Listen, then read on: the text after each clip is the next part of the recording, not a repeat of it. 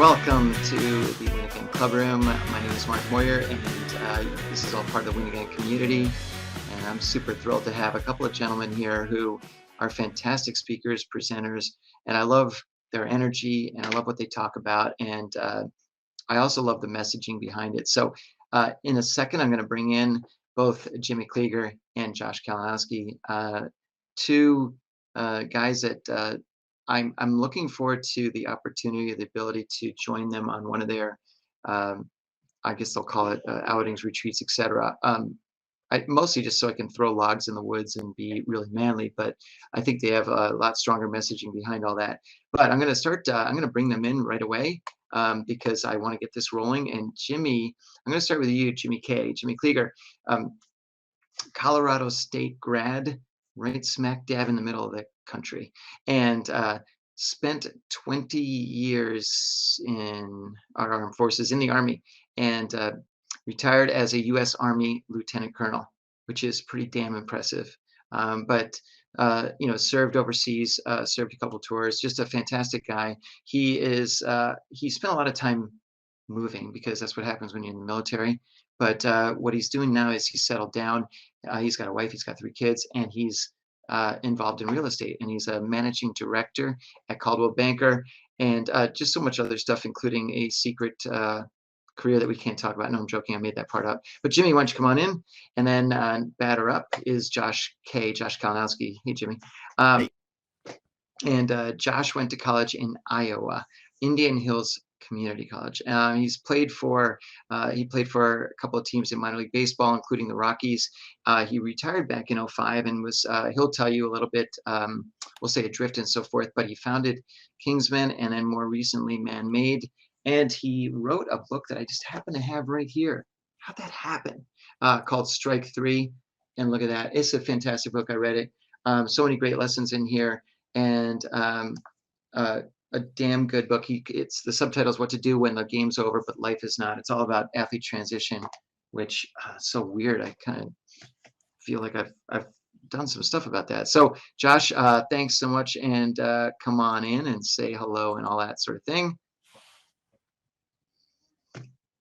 And he's going to be in 5, 4, there we go. 3, 2, 1, 0. Blast Got off. it. All right, Josh. There he is. Excellent. All right. So, gentlemen, thanks for being here. Appreciate it. And Jimmy, you're in Colorado right now, right?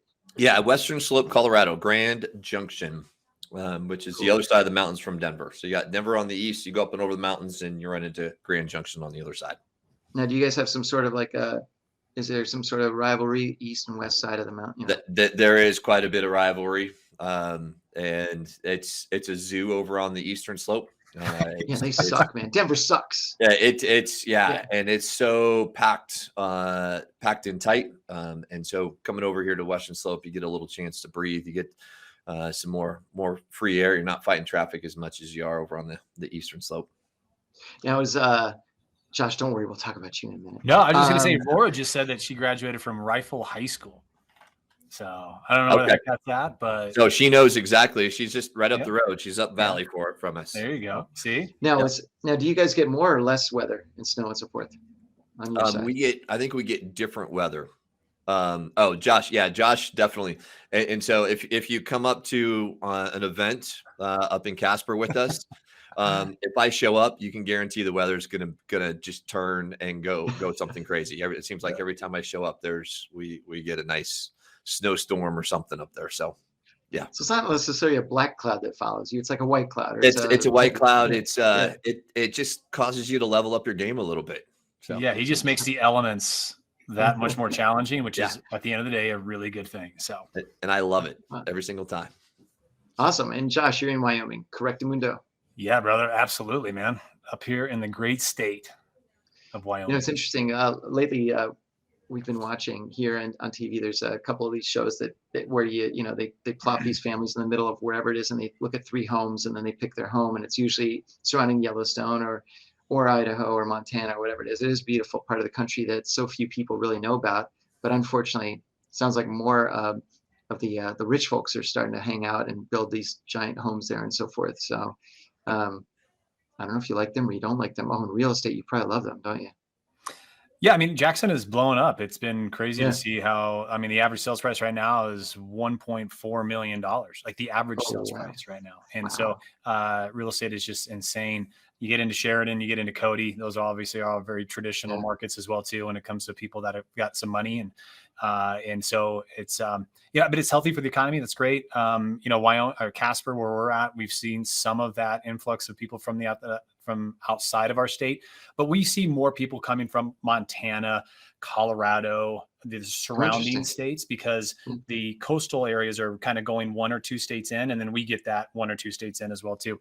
Very rarely do you get an actual big jump from somebody from California. That's really, because that's a big transition if you think of the changing of our weather, so to Mm. speak. They don't really want to go from 75, 85 degrees every single day to the fluctuation of a 70-degree difference between the Yeah. season that you might be in. So it does happen, but more so it's typically from the surrounding states. That's interesting. What makes Wyoming so appealing then to those people in the surrounding states? Well, first of all, I mean, we have no income tax here, so which is fantastic. So you make way Oh, more yeah. money. I think Okay. there's awesome opportunities. I mean, when you right now over the last 2 years, I think what people have really realized is that if the government shuts you down, if the government locks you out, you have nothing to do other than potentially go outside and go around nature in a sense, right? So camping and RVing and boating and fishing and hunting and hiking have really been magnified over the last 2 years, and those are the elements that we naturally have. And so those are literally in our backyard, and people love that. And that's one of the reasons why Grand Junction has really blown up as well too, is because of the outdoor activities that they present for people. Mhm. And it's awesome. It's great. They have better weather than we do. We legitimately have 2 seasons, winter and summer.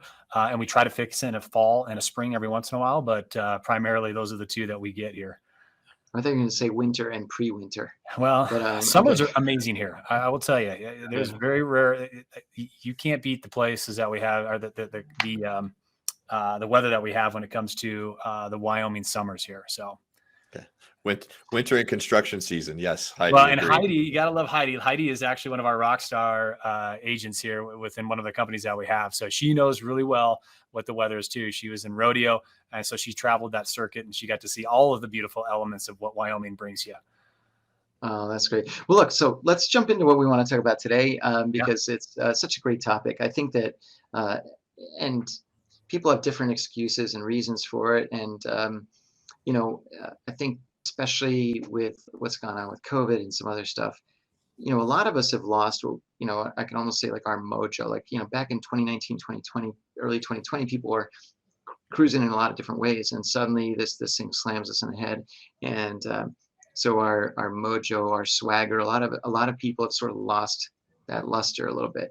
And a lot of what you guys try to do is really turn that around, pivot it, and get that back, and sort of a combination of a swift kick, but also with some mental and verbal guidance along the way. But you have something with the acronym of Alpha, and the very first, I want to just ask you, and I'm going to walk through this process a little bit, but I'd love to hear a little bit about, the first letter A, where you talk about always in pursuit. Tell me a little bit more, gentlemen, about that and what you mean by that.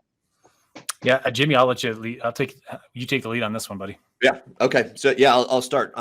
So when you let's just kind of go back to Alpha. And when you think of Alpha being that leader, that person that's out, everybody, I think when you start, everybody thinks about the alpha wolf, or that leader of the pack. So it's really a way for you, as a person, to step up and be that leader, to be that alpha. And so how do you do that? And that first step is always in pursuit. Um, you have to be the visionary. You have to be thinking up and out. You have to be thinking forward. You almost have to be thinking faster than some of the people around you. But so that's from here's where we're going. But as far as yourself, you got to be asking yourself, how can you be the best version of yourself? What is it going to take? What is the best version of yourself need to look like? And in the Army, we used to laugh that you can't be like pond water, because pond water doesn't move. It's stagnant. You want to be this running river. You want to be this clear flowing river. But in order to do that, you've got to be that visionary. You have to be up, looking out, always in pursuit of something bigger and better that's out there.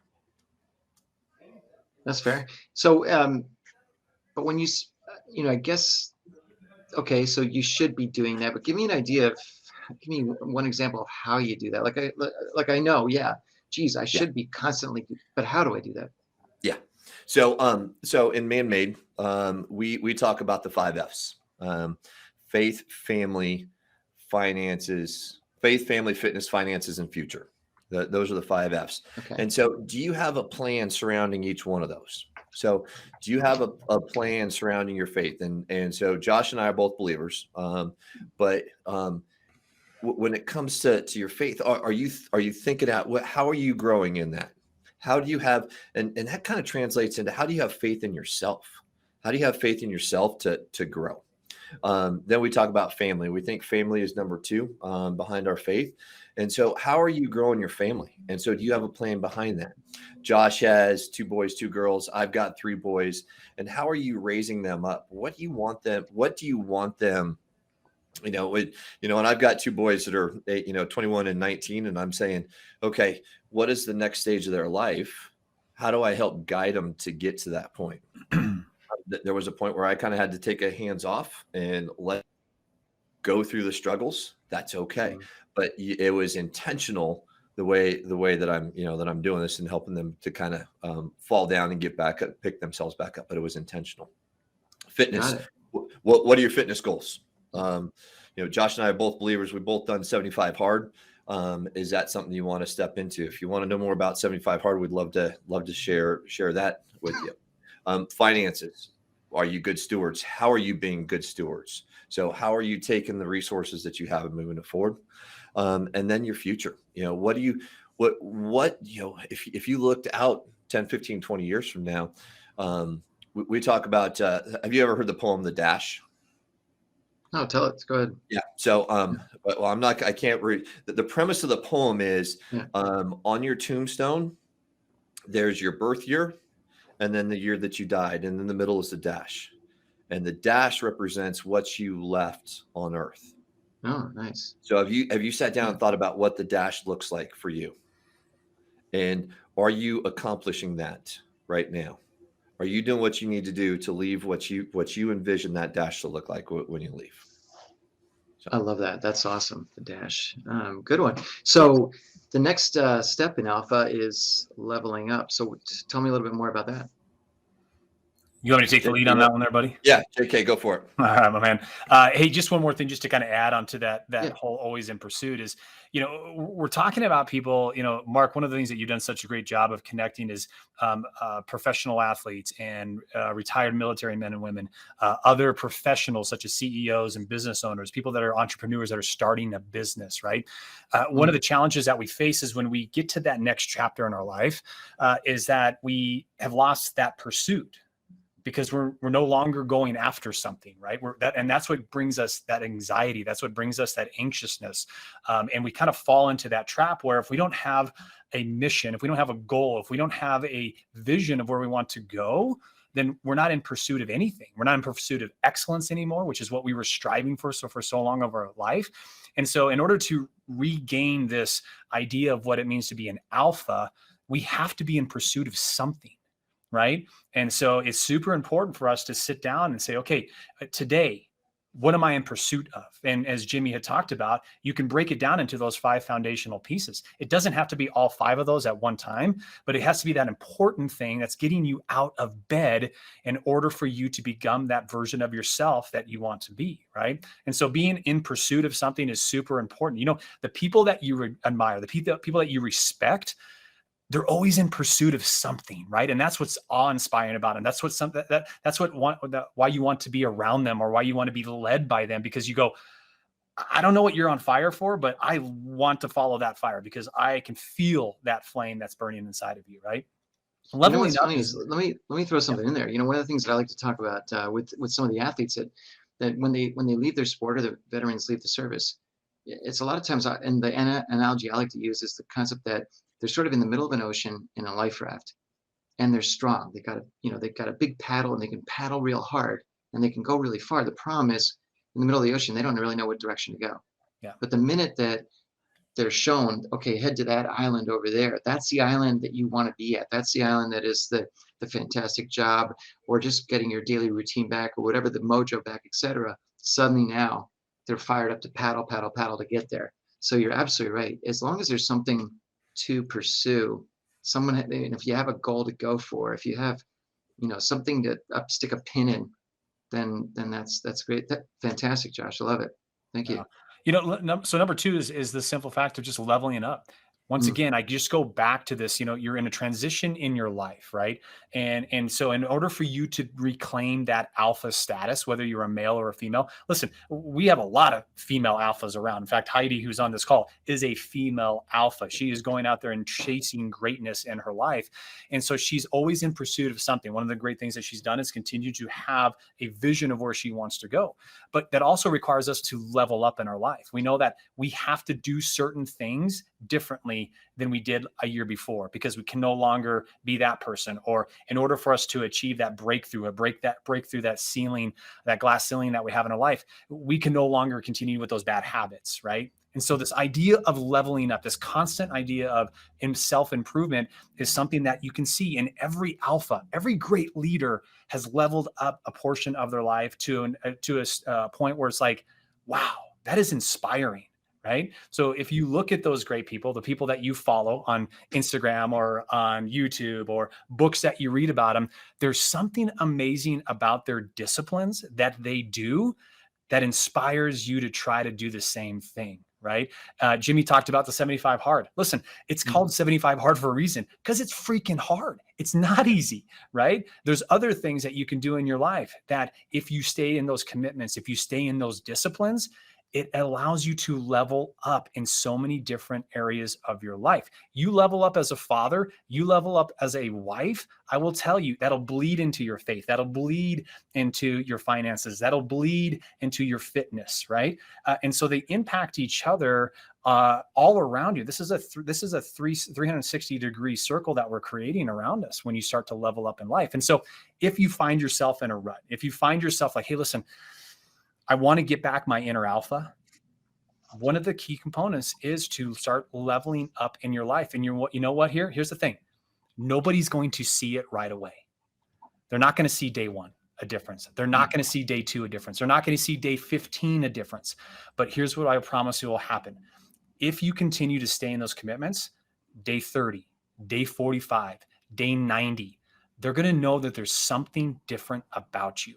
And they're going to want to know what it is and what you are doing, because it somehow has inspired them, or it's at least piqued their interest, because what you're doing is pretty awesome. So is this something that you should be trying on your own, or should you have a team around you? What do you think should, tell me about that? Yeah, I mean, Jimmy, you want to take this one, or you want me to take on it? Yeah, I mean, I can take this one and then kind of roll into the next one. But yeah, so I would tell you, we're not made to walk this earth alone. I mean, at the end of the day, we're kind of pack animals. We like association with people. We like to be around people that are like us. And so how do you find that person? How do you find that person that's going to help move your needle forward? Find somebody that's going to help you get 1% better every single day. And if you think about that 1% better every day, at the end of the year, you're going to be 365% better than you were at the beginning of the year.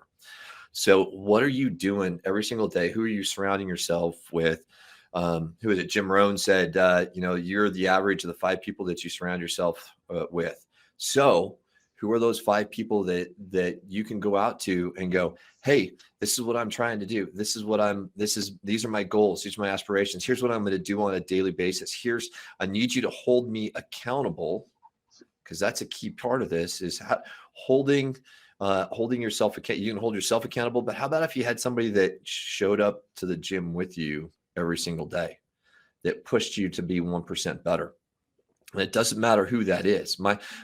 Josh knows my son, my 13-year-old son. He's my gym accountability partner.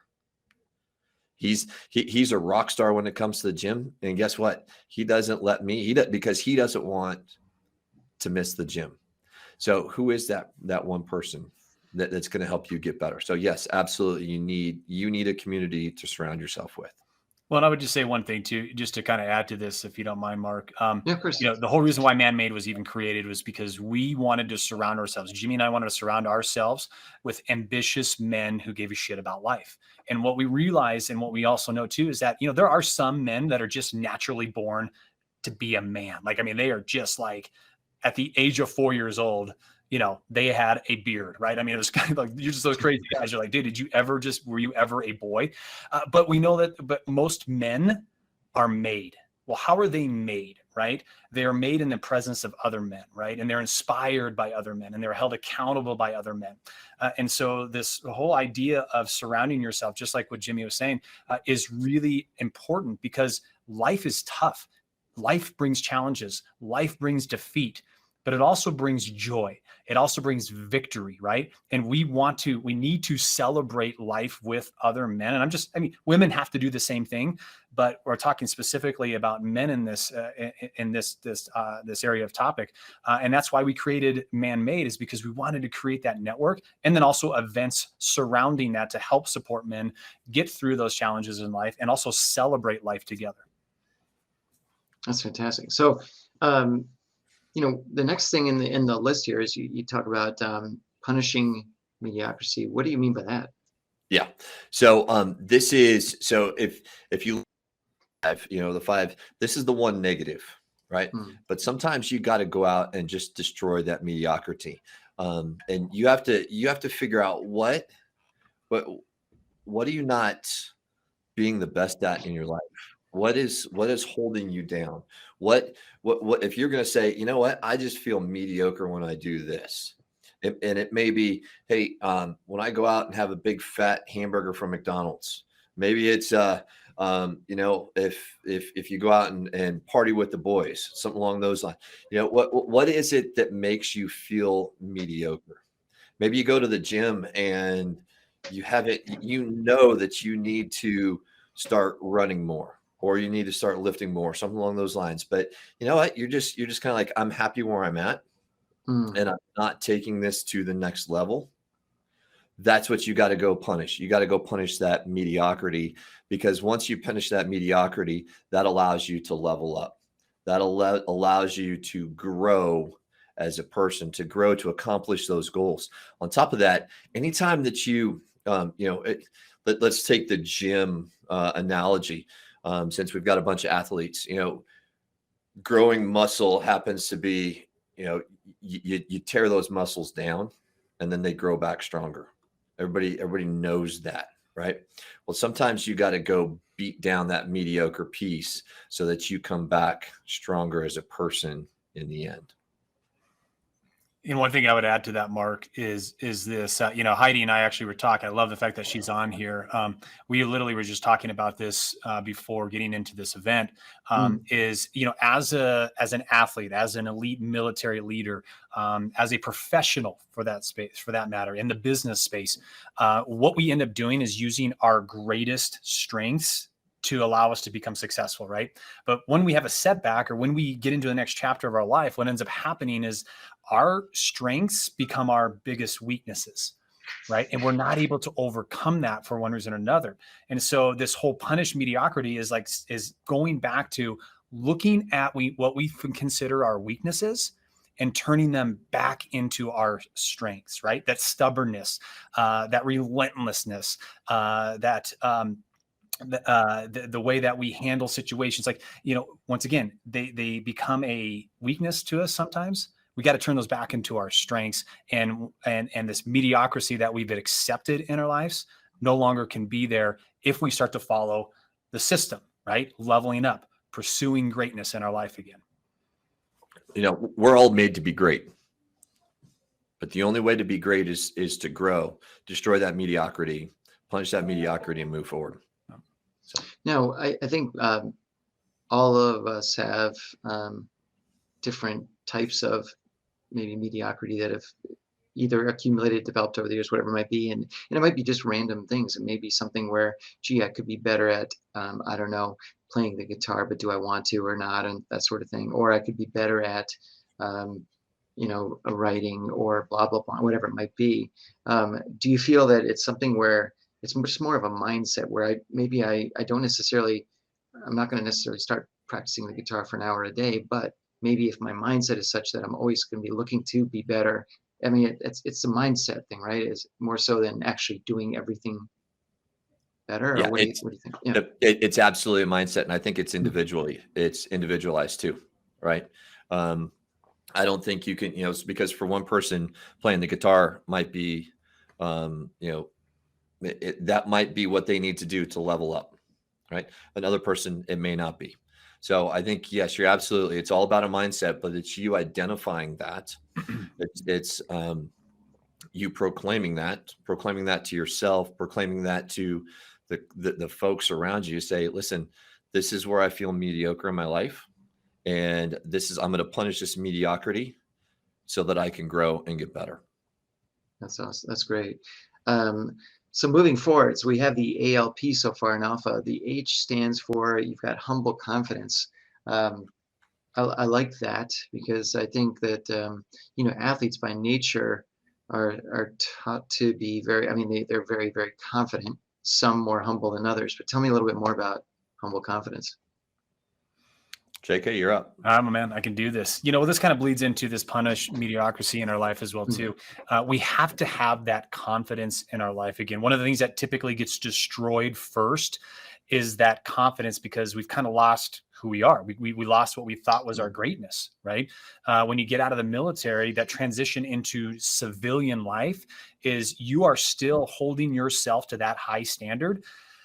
But unfortunately, you're surrounding yourself with people that don't hold themselves to that high standard. And so you have to have that continuous confidence of who you are and what you're striving for. But you have to do it with humility because nobody likes to be around an asshole. Sorry, it's just not that's not what people like to be around, right? And so if you want to do great things in your life, if you want to project what it truly means to be an alpha, that humility, that humbleness has to be there. But the humility does not mean weak, or it doesn't mean meek in a sense, right? What it does is it allows you to have inner strength to be confident in what you're doing without regards of how people are going to react to you or not react to you, right? Because you're getting into a new industry. You're getting into this new chapter that, you know what? You're going to experience failure. You're going to experience failure like you did before you were successful in that prior career, right? And so going into it with that humility of going, okay, I'm going to start at chapter 1 again. I got to start at the very beginning. I got to crawl before I walk. I got to walk before I run, and I got to run before I sprint. That's a little bit of a challenge when you're used to having success at the rate that you were before. And so I think this is a really big key component because here's the other thing too, is that you also have to get out of bed the next day. So if you are not confident in what you're doing and what you're pursuing, it's going to be a lot harder to get out of bed. It's going to be a lot harder to do that rep. It's going to be a lot harder to hear that negative talk that not only other people are going to start doing in your life, but also primarily what you will have a tendency to do in your life as well too. So just keep that continuously in your mind. I'm going to be humble, but I'm going to be confident as I pursue that greatest chapter of my life. I think just thinking one of the icons of that quiet, humble confidence it's Clint Eastwood. Here's a guy riding in town, doesn't say a word, but you better not mess with that dude. And it's that thing, right? It's that whole, he's got that thing, you talk a little bit about having your head up, your shoulders back, and you've got that, when people walk, men or women, doesn't matter. When you walk with confidence and you walk, with your, as you say, head up, shoulders back, and chin forward and so forth, you feel that. You just feel it yourself. You walk into a room that way. It's so different than just kind of walking in like, I'm just coming in. Is that something that, I mean, not just posture, but I think it carries yourself, it applies to your mind as well. Yeah.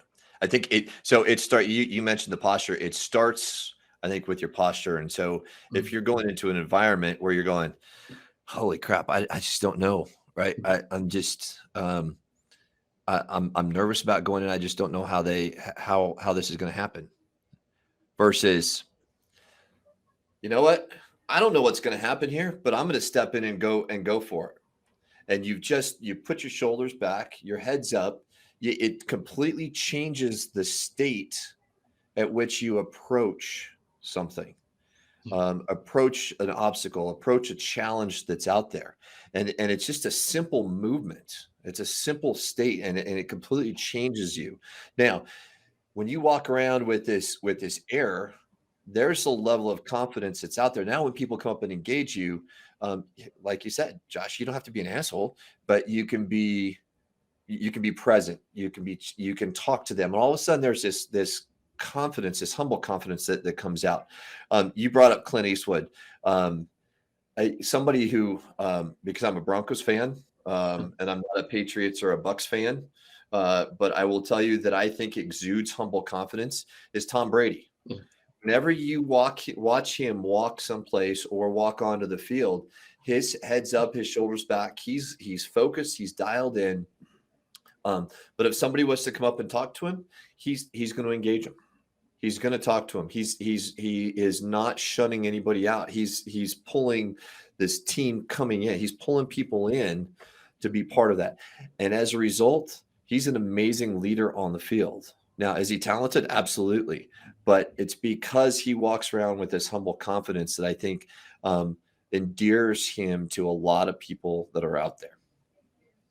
Well, and as much as I begrudge Tom Brady and so forth because of what he's done to whatever it is, but look, it gets results though, and that's the thing, right? It's you're backing it up with the results, and that's critical. Exactly. So you were just talking that, so that leads into this the fifth element of alpha, which is sort of acting of and with greatness. So talk a little bit about that, like how can you be great without? I mean, it sort of touches with the confidence thing, but talk about that a little bit. Acts of greatness. Yeah, I think acts of greatness or acts with greatness. This is your authentic self coming out. Yeah. Right. And I will tell you, you have permission to show up as yourself, and you have permission to show up in different ways throughout the day. And so there's a book called The Alter Ego Effect, right? And so as you show up, I show up with my wife differently than I show up with my kids, which is different than I show up with Josh, which is different than I show up with the real estate agents in my office. That's okay. People may say, hey, well, you're not being authentic. Actually, you are being authentic because there's a different ego in each one of those environments. But the base root is you're acting as yourself from your authentic self. One of the things that as I was kind of looking at this is there's this idea of emotional intelligence, and this idea that I have the presence of mind to understand what's going on around me, and then being able to apply my ego appropriately. And I don't say ego as a negative term. It's that ego, that way, that state that I show up to help the people around me, to exude the confidence around me, to act in a way that I'm going to build people up, to act in the way that I'm giving rather than taking. All of that is acting in such a great way in contributing to not only society, but the people around you. Oh, that's great. So, gentlemen, that sort of ties together the whole alpha stuff. But so how do you now take all that? And so I decide I want to come out to Wyoming. Why do I want to come out there? Give me a reason. Well, because first of all, it's the greatest state in the union, right? Okay. So we all know that. Right? Listen, hey, one of the things that we love to do is we like to kind of expose men to the wilderness of Wyoming, right? And so we call it the rewilding of men. And so we create events around the natural habitats that we have here. So we've got the mountains, we got the lakes, we got the rivers. And so it's just an awesome opportunity for guys to just be under the stars, to get out here where there's no city lights for the most part, right? And to experience silence for the first time, to really see the 10 bazillion stars that we have in our galaxy. And so we've created some events. We've got actually a summit that's coming up here February 8th through the 10th. It's called the ManMade Summit, where we're going to be bringing in elite speakers that are going to be talking about how you attack this year. What are the things that you should be doing?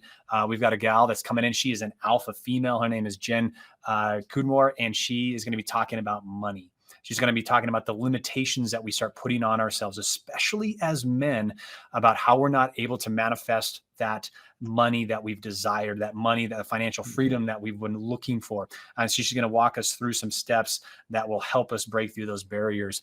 And then, of course, we're going to just hear from other alpha males that have gone out there and continue to show up in their lives, have continued to have success, not only in their business, which is super important, but also in their personal lives, so that they are becoming three-dimensional men. And so we've got that coming up here, February 8th, once again, through the 10th. I'll send a link over here for you, Mark. And then also you can join ManMade as well, too. It's a private network of men. We interview, we make sure that you are a fit for this network, because it's got to be a mutual thing, and that you have the same ambitions and kind of the same standards that we have. Because when you get in that group, you're going to find out that you're going to be with like-minded men.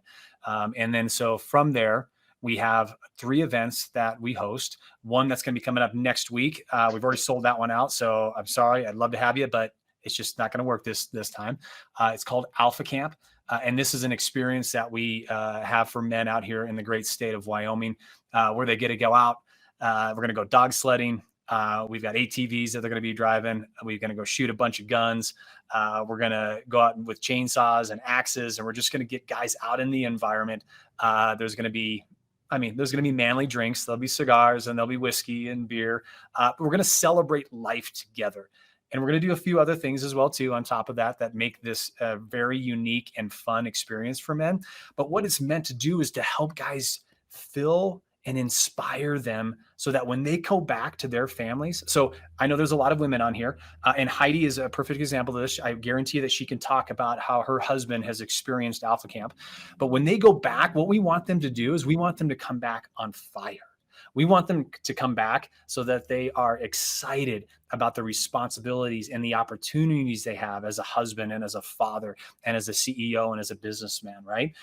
Don't we all want to have our spouse experience something like that? Do we not want to come home and our wife is on fire and excited for us to be home? Do we not want to come back as wives? Do you not want to come back with your husbands excited about being home and being present with you, right? Heidi just made a comment on there that Josh definitely is. Yeah. And that's her husband, Josh, not me, Josh, her husband, Josh. And then we've got the Awakening, which is an awesome opportunity for men that have just made that transition into maybe the next chapter of their lives. Maybe they had a huge setback. Maybe they experienced a divorce. Maybe they, something that has really kind of put a roadblock in their life, and they're just not quite sure which direction to go. And so this is a mentally, physically, and emotionally challenging 3-day event that we take you through. We go through the experience with you. So as instructors, as trainers, we're literally doing all of the reps, all of the things with you. So we are just as exhausted as you are. But what it does is it helps you and allows you to see that you are not alone. And then the last one, which is absolutely one of the things that we just love to do, is called the Core of Discovery. So one challenge that we know is that men, when we have sons, even when we have daughters, we don't know how to help them become a man, right? When is the initiation? Well, one of the things that so many other cultures do that do so well is that they have those initiation opportunities for boys to become men, right? And so our culture has not provided us that, right? Is it when we first drive? Is it when we graduate high school? Is it when we go to college? Is it when we have our first drink? Is it when we have sex for the first time? Is it when we have our first child? Like, you name it. Those are kind of the defining moments that we maybe start to feel like we are a man. But what is the initiation that a father can help their son go through? So the father knows that he did a great job, and that the son has an appreciation for his dad and has been given that right to become a man or a young man. So we created an event called Core of Discovery that allows you to walk your boy through that. And it's just one of the funnest events that we get to put on. So when's that? So I'll put a link in there too for manmade.org. It's going to have all the dates for those events coming up. And then of course we've got, go ahead, Jimmy. Yeah. So, Mark, what I'd share with you, so Josh did a great overview, but I think one of the biggest takeaways is the discussions you have with the other men and the relationships that you build with the other men. And we talk about this trust factor because that's often lost between men. And Dan Schaefer and I were chatting about this just a little while ago, that, there's this trust factor that you may not have with, your neighbor down the street or, the guy in your neighborhood. But once you go through and you have some of these shared experiences with these guys, the deeper level conversations that you can have that continue, that we see continue, that we watch, either it's with somebody there in the group or some of the private chats that we have where, people are coming forward and going, hey, I am doing this, or I'm struggling with this. And this new band of brothers completely just pours in to that particular man. So I don't want to lose sight of the fact that, yes, we are a community of men who give a shit about life, but those relationships are spanning anything that a lot of men don't currently have in their lives. Well, it's interesting that you mentioned this, because I find that athletes and military, you're used to being in, you're on a team, you're with people who you go through a lot together, and you share those experiences, and it's a common bond that lasts forever. And I think a lot of athletes and military miss that when they leave, and it's so critical to get that back one way or the other. So I love the fact that you're creating these events and these sort of rallying points for the guys to get back together. I think it's fantastic. I think at some point, I know you're going to, but you need to have these alpha camps all over the damn place. And I'll lead one here in New York City. It might be tough using a chainsaw around here, but I'll see what I can do. See what I can do. I mean, it won't be out of the ordinary necessarily, but anyways, but this has all been absolutely fantastic. So manmade.org, and I think that, some of the women may be saying, well, wait a second, what about us, kind of a thing. Well, you're right. Number one, obviously there's a benefit to having a spouse and so forth coming back completely re-energized and fired up to do what they're doing. But I think that this is fantastic. I'm thrilled to have you gentlemen in here. Before I jump away, manmade.org is the place to go. Is there a good way for anybody to get a hold of either of you guys? Yep. So, yeah, go ahead, Josh. No, you're good, dude. You're good. Well, I'm just going to put it in the chat. How's that sound? Okay. Perfect. So, as I say, you can follow us on all the social media outlets. Josh Kalinowski I'm on Facebook. I do a daily drive time at 8:30 in the morning. You can always see that. It's a live that I go there. I also put in here, just for everybody, because I know we had a bunch of women out there, 4 disciplines to live a meaningful life.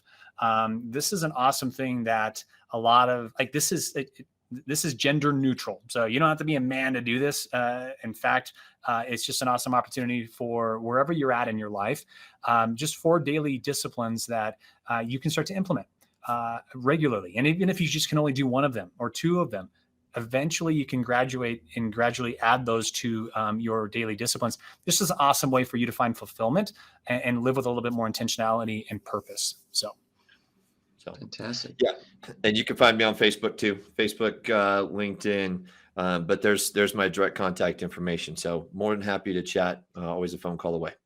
Awesome. Gentlemen, this is fantastic. We're going to jump back and be able to chat with everybody in a couple seconds, but thank you both for being here. It's always a pleasure, Josh and Jimmy too. And I will be on one of those alpha camps one of these days. Love it, buddy. I Look forward to it. all that. You just totally made my day. Anyway, thanks so much for being here, and we'll catch up soon. Thanks. Bye, buddy.